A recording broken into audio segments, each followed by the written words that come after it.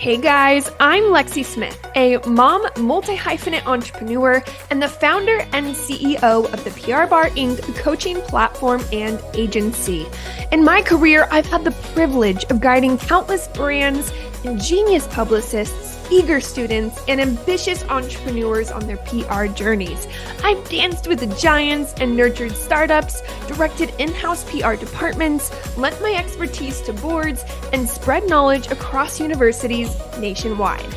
Throughout all of this, I've seen our industry change and evolve while simultaneously proving that some timeless fundamentals remain unshaken.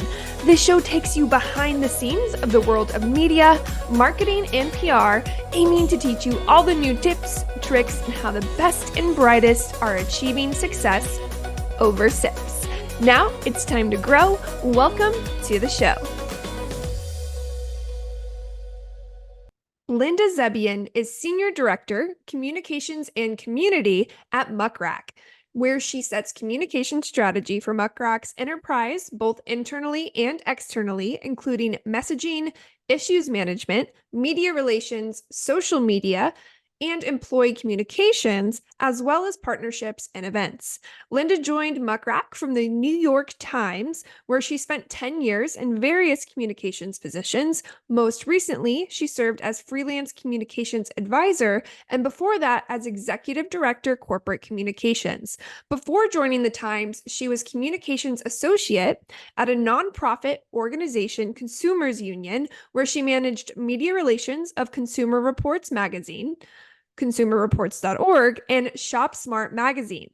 She began her career as a reporter for Folio, where she covered the magazine media industry and later managed conference programming for Folio's publisher, Red 7 Media, a division of Access Intelligence. And Linda is actually not a new guest to the show. She is back round 2 this season to drop even more knowledge. Linda, welcome to the show. Rather than going into career cliff notes, which we usually do, I'm going to defer listeners back to your first episode, which is episode 74. However, I do want to briefly recap and remind everyone on what is Muck. Let's start there. Yeah, no, it's great to be here. Thanks for having me, Lexie. Muck is a organization that helps PR pros and communicators pitch the media, measure their work, and prove their value on business outcomes. We do that through our public relations management platform and through all sorts of other resources that we provide for free. So yeah, that's Muck. Now, I don't expect you to know exactly what was happening at the point of time when we first recorded, but in the last year, have there been any significant updates or rollouts or new initiatives to the platform that maybe we didn't talk about on our first round? Oh yeah, absolutely. So I think we spoke a few months after I started at Muck. Yeah. So the biggest news would be that Muck got this gigantic investment, our first outside of investment, the biggest in PR tech history. So $180 million. And I know from, Series Wait, when A. did that happen? That happened September 2022. So about 8 months after I started at Muck. Yeah, it was like pretty amazing. Which I think, really shows kind of the momentum of the organization and how we really have changed the game when it comes to PR tech. So that's a big one. And then also our product and our platform has really, really been enhanced in 2 specific areas. I would say the first being monitoring. So we added like 600,000 outlets about a year ago to our monitoring. We're known for database, but we're getting really into the monitoring and reporting space. We have a lot of reporting updates happening and more news to come on that front. And then the second would be AI. So we introduced a pitch and press release creator, which, I think is pretty much like table stakes for AI PR tech right now. We've also introduced really cool AI features, and we can talk about more about what those are, but basically one tool is called recommended journalists. So it tells you who to add to your list based on what lists you already have in Muck, which I think is really interesting because it saves a lot. We're using it. My PR team is using it. It saves a ton of time on list building, and it gets smarter as you create more lists. So AI is just, it's awesome. It's awesome, right? It's like really saving up folks a lot of time, and also coverage, spike alerts and coverage reports. So for crisis, which everyone's, really focused on crisis right now, it will alert you in your inbox if your brand or anybody you really even put into a saved search, so even a competitive brand, if they're receiving or you're receiving an influx in mentions to say, hey, this needs your attention, either for a good reason or bad reason. Hey, this is going viral, take advantage of it. Or this is going viral for a bad reason, you might have a crisis on your hand, pay attention to it. So that's all powered by AI, which is fascinating and really cool. So there's a lot happening. Okay, and that's going to be really, I mean, this has been a topic I've had on the show, but if we were to talk about it last month, I feel like what we talk about is different than this month, which could be different the next month. So I'm really trying to stay up to date and keep our listeners up to date on what is happening, because boy, oh boy, it is impacting our industry. And one of the things that I've always loved about Muck is you guys produce really phenomenal content and reports. And you guys specifically released actually in January, which is the month, no wait, it's February now, which was last month, the State of AI in PR Report 2024. And I want to start with really any kind of high level themes or takeaways that you think are of significance from this report. Yeah, so we first did our first State of AI report in March of 2023. And then it became fall and we were like, I bet you anything these numbers are gonna be so different than they were 6-8 months ago, right? So we decided to survey again, and we were right. So between March and basically November, the number of PR pros leveraging AI surged 40%. So adoption doubled between March and November. And then those who reported using it, 74% said reported an increase in the quality of their work. And then almost 89% said they completed projects more quickly. Sorry. Yeah. More quickly. ChatGPT, is it quicker or quicker? How about faster? Okay, there we go. More quickly. Yeah, I think they're all acceptable, right? We're PR people. We know how to use English language. We're thought leaders. We're making new words. Yes. So, and then we had some other really interesting findings. So anyway, those, before I get into that, those who are using it to write social copy, about 2/3, 64%, research, 58%, writing press releases and crafting pitches, 54%. So a lot of folks are using it for generative reasons, like, just creating first drafts of copy and things like that. I think a lot of folks don't realize too, when they're using certain PR tech, that they're using AI, right? Like we've had AI in Muck for years in our monitoring, but it was never like, it was pre-chat GPT. So it wasn't, and it's not generative. So people don't realize that AI is learning off of is taking like large swaths of data and learning off of it. So I think a lot of folks are using AI without realizing that the technology is actually AI powered. Another interesting thing that we found was a noticeable discrepancy between brands and agencies and how they disclose AI use. So 21% of agency PR pros admit never disclosing AI utilization to clients. And then 6% on the inverse of that, of brand PR folks support that strategy. So there's a discrepancy there.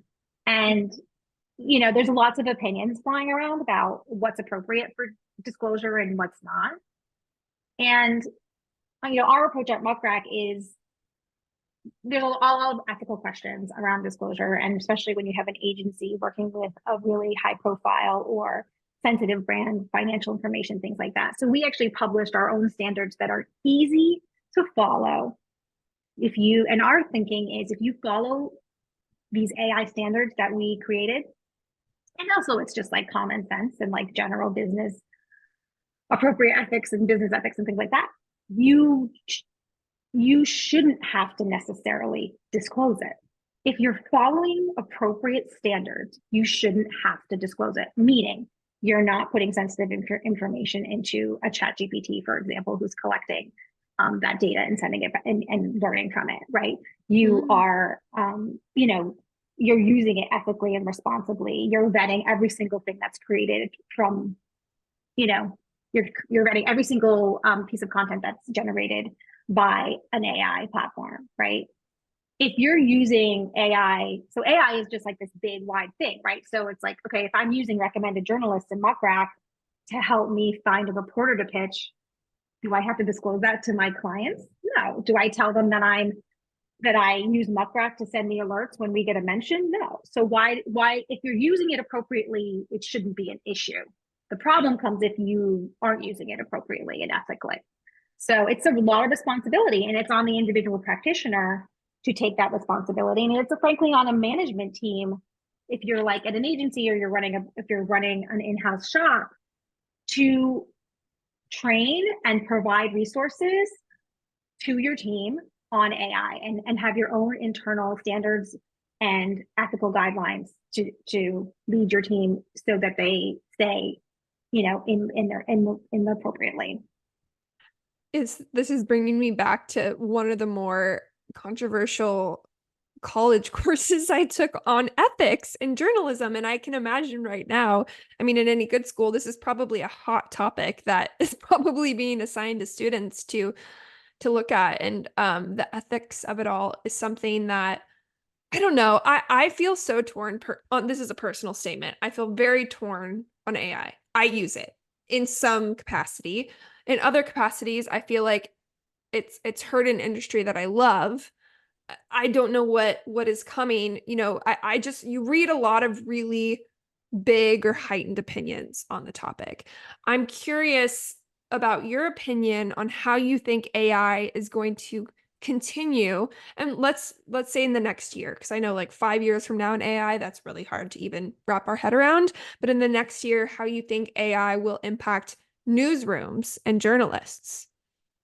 Yeah. I think that AI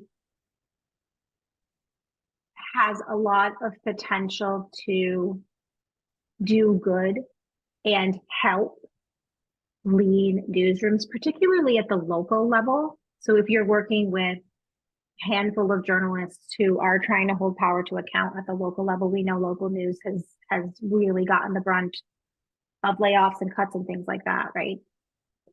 AI is designed to save time and boost efficiency. If it's used appropriately, again, and our standards actually apply to both journalists and PR people. They are one standards guide, and it's useful across both. If it's used appropriately, it should help. The other thing is that I think that there are lawsuits going on right now between AI companies, tech companies, and publishers because related to who owns the news online, and should the publishers be compensated for, say, ChatGPT's use of their data to create outputs. So I personally think that those lawsuits are valid, and I think that there's potential for finally the tech companies to start paying news organizations and compensating journalists appropriately. That's what I would like to see. And I do think that there is a case here. What remains to be seen? I don't know what will happen, but I think, it makes sense. They, the Microsofts of the world don't necessarily own that content. Yeah. Somebody was paid to have boots on the ground and investigate that story. But then how do you, what's the use policy? You could just take it and put it into ChatGPT's database or whatever and power your tool with somebody else's work without compensating. I don't know that that's kosher. And we're entering a time of unprecedented events. So I think the laws might change. I think there's going to be all sorts of stuff that happens. I don't think it will replace journalists. I think we've seen a couple of instances where we know AI is not in a position to do that. I don't think it will replace PR people in the same way. I think, listen, there's a lot of bad actors out there. It has the potential to be negative, but I think generally, if the laws can catch up with the tech, and accountability can be, there's a lot of checks and balances out there too. It's like you can't, unfortunately, like Sports Illustrated was a good example. You can't get away with creating content in AI and someone not call you out on it. So, did you know that I send out a community newsletter roundup every Tuesday, chocked full of resources, media kit downloads, journalist contact information, event invites, visibility opportunities?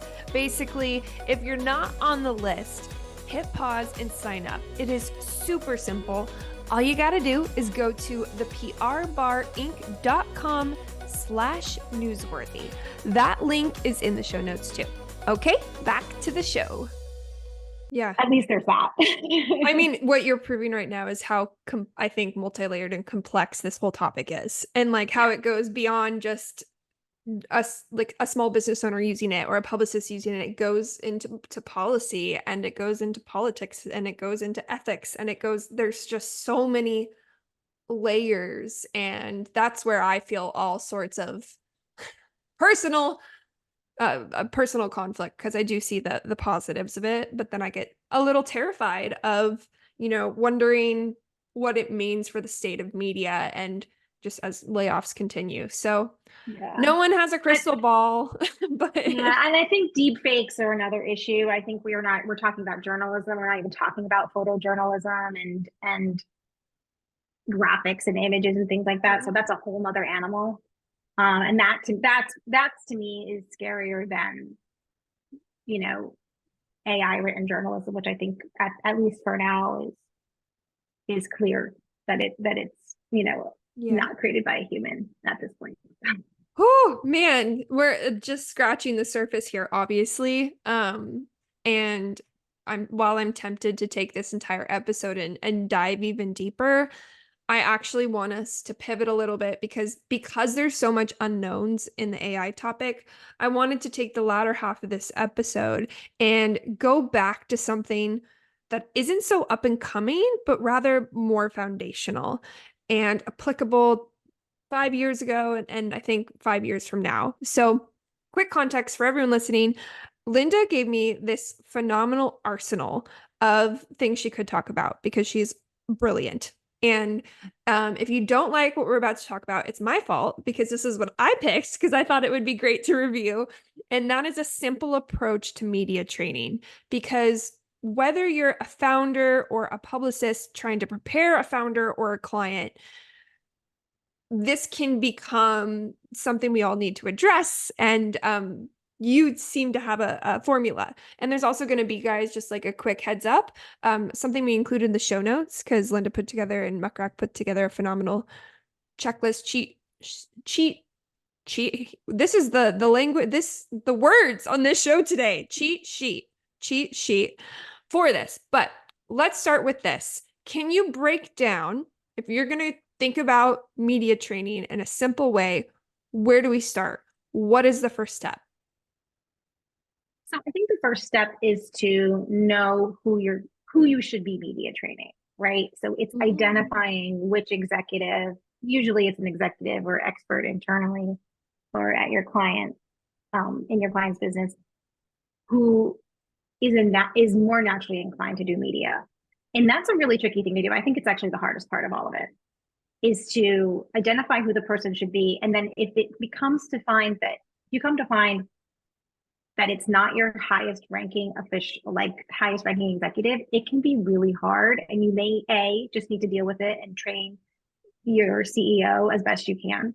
But not every CEO should really be in front of the camera. And I think that there are a million examples of people who are in front of the camera who shouldn't be, et cetera, no matter how much media training they get, they are not the ideal person. But sometimes we have to deal with it. We have to do our best with what we have. If you have a CEO or C-suite that is open-minded and flexible as to who should be representing your brand in the media, that's amazing. Use your best person. And you'll know, right? They have a little bit of charisma, they're quick on their feet, they are warm, they are the weather, right? But you don't always have those options. So once you identify who you're working with, you can create a speakers bureau, which is all the people who are available to do externally facing media exposure moments. So then you can do a media training for all of them. You can do a media training one-on-one. But that's your first step, is to create a speakers bureau. And then in your speakers bureau, you can identify who they are, what kind of media they can do. So are they better on, email interview? Are they okay on camera? Can they do radio or podcast? Where's their comfort level and what topics can they speak to? And that way, and that way, if you hire somebody or you bring in an agency, they have all the information they need. When you get an inbound or there's an external opportunity, you can say, oh, I have somebody for this, or oh, I don't, and all that. So that's just like a basic starting point.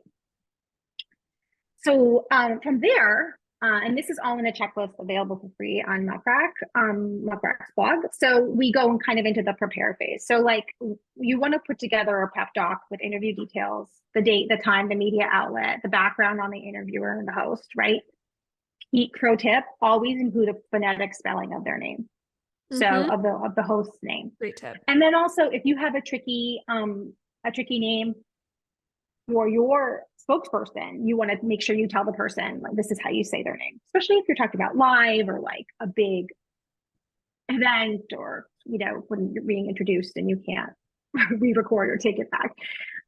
So then always ask if the interview is on camera. So even for podcasts like this podcast, right? This has a video component. Yeah.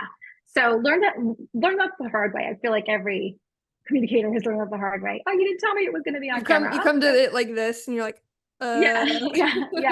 Or I didn't know, a lot of us work from home now. We may not always be ready for something like that.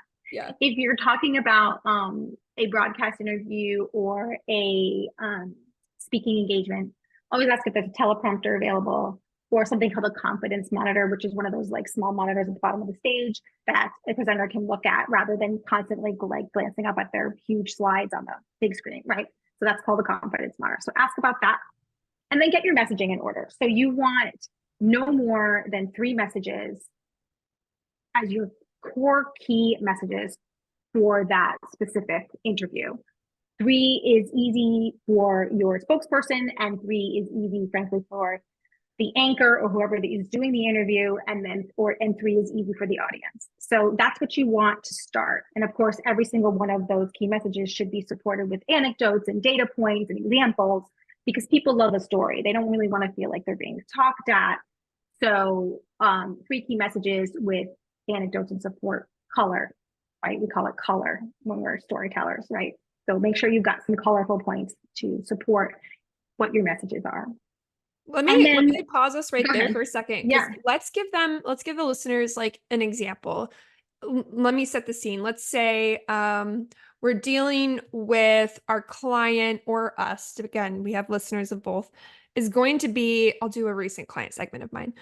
They were going to be on ABC talking about their nonprofit.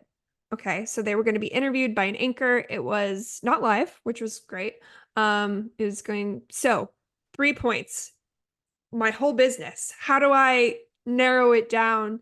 How do I select those 3 points is the first question. And then what if the anchor doesn't ask me questions that let me speak to those 3 points? Right. So I think the 3 points are, first, your key message, your brand message, who you are as a company, your mission, whatever it is. Like, what's your key brand message? What's the one thing you want people to know about your brand? And then the other 2 can be, they're more flexible. I would say the second or the third should be something about you're really focused on now, right? So whatever is going on at the moment right now that you want to get across.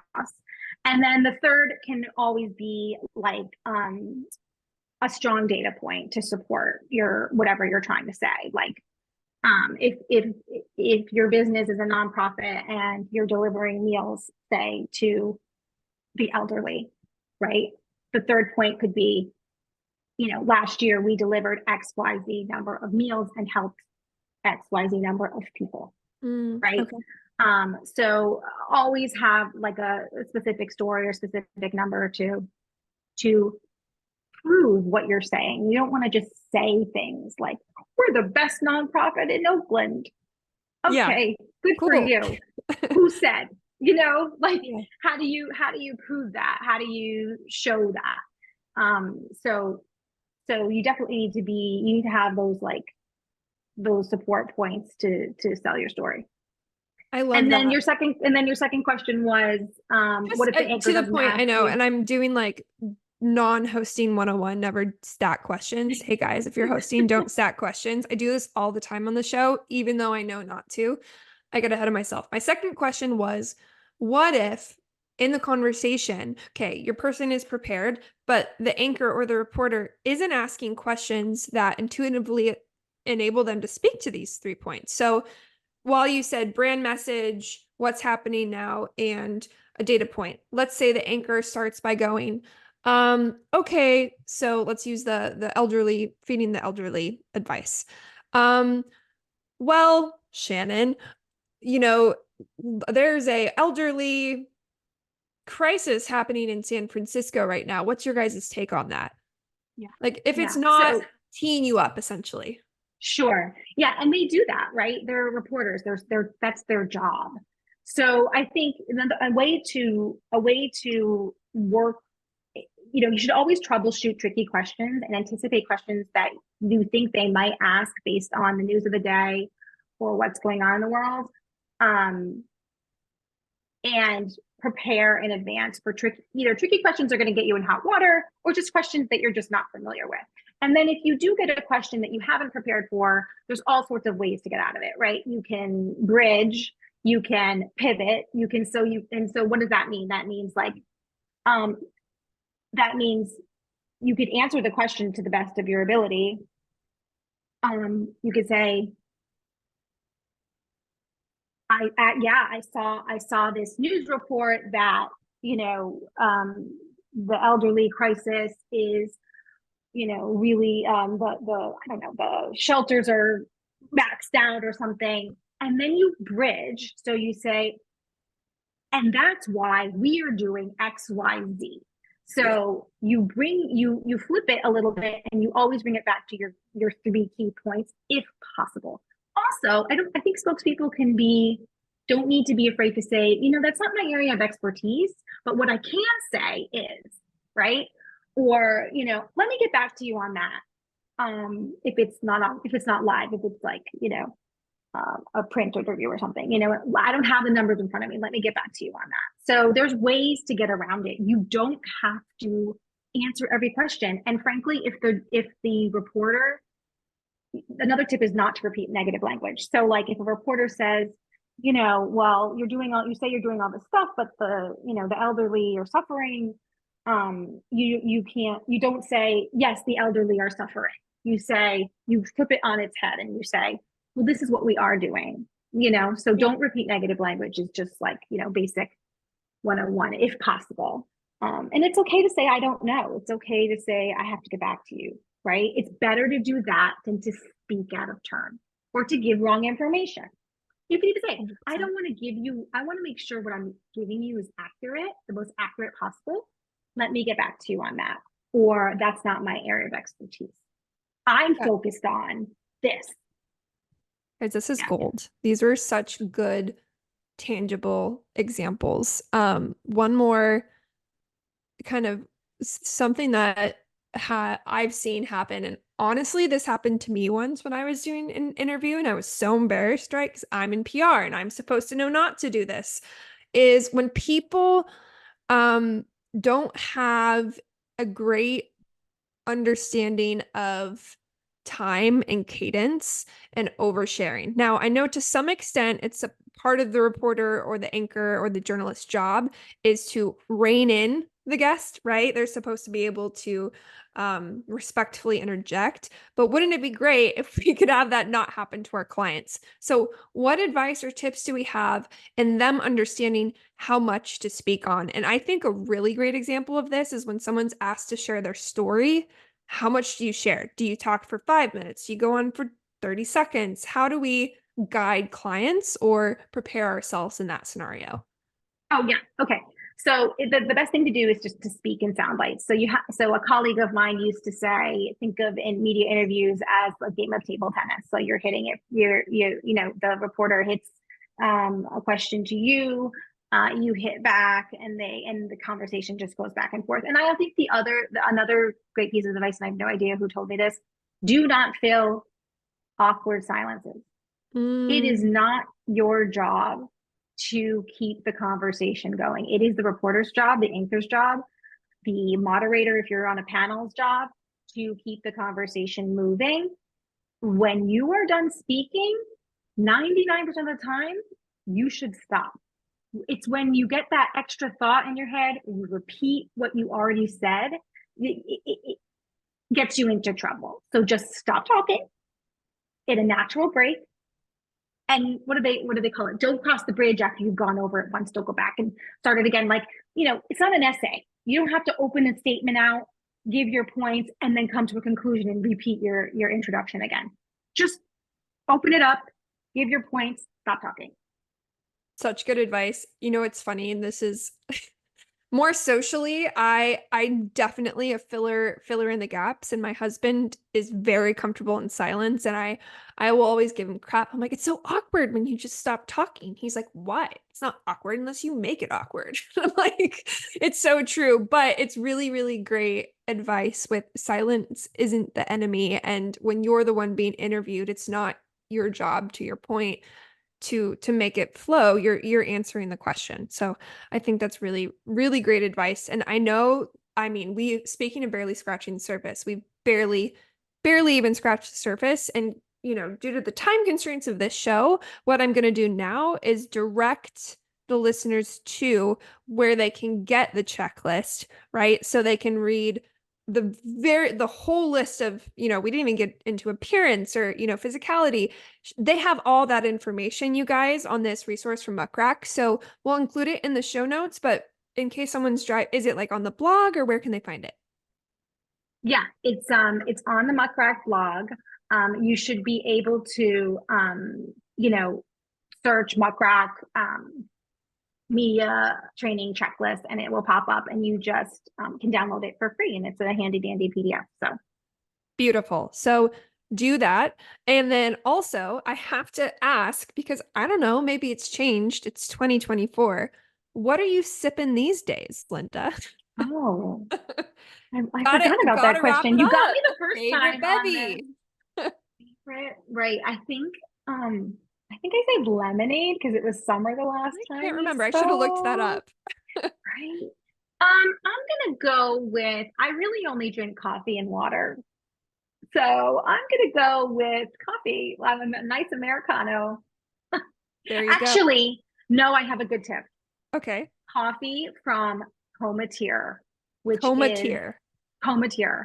They are these frozen coffee pods that you boil water, like in a kettle or whatever, and you dump it on top. And it's the best coffee ever. I mean, I work from home, so we need to have coffee resources. I have an espresso machine that I really like, but this is even better. I'm telling you, they're frozen, they're expensive, but no more, you know, less expensive than going out for a cup every day. Get them, put them in your freezer. You won't regret it. Okay. Again, never ceases to amaze me how so many beverages later I'm still learning new ones on this show. And also I think my veins are probably like 70% coffee, 20% wine, and like 10% water. And probably that's the wrong portion, but I get you on the coffee and water. Yeah, that's it. 100%. That's it at this point. Now, I have to give a shout out to Linda as well. I really encourage you guys to follow her on LinkedIn. I do. You are such a great thought leader on the platform. Independent from Muck is a amazing resource, but I really really feel that you have some great insights and points of view. So I'm going to point people to follow you on LinkedIn, but where would you want to point people to connect with you further? No, yeah, LinkedIn Okay. absolutely is my network of choice. And I appreciate those kind words. Part of the reason why I joined Muck was to help people just like me. So I'm so thrilled that I have the opportunity to share, my experiences with my network and our industry to help. Content creation is a never-ending grind, and sometimes we can feel like we're shouting into a void. And so you are not shouting into the void. Me and many, many people are consuming and loving and appreciating the insights both you and Muckrack are sharing. So thank you for coming on the show now twice, a very rare thing. I think only one other person has ever been on here twice. So you are a very small percentage. And Honored. this was such a great chat, guys. When you add her on LinkedIn, let her know you listened to the show. And I will say cheers and thanks for coming and pitching and sipping with us. Hey guys, if you are enjoying the Pitchin and Sippin podcast, please do me a huge favor and leave a review wherever you are listening. If you want to connect with me to learn more about the PR Bar Inc., you can do so on Instagram at @thePRBar_Inc., or you can check out my website at theprbarinc.com. Cheers!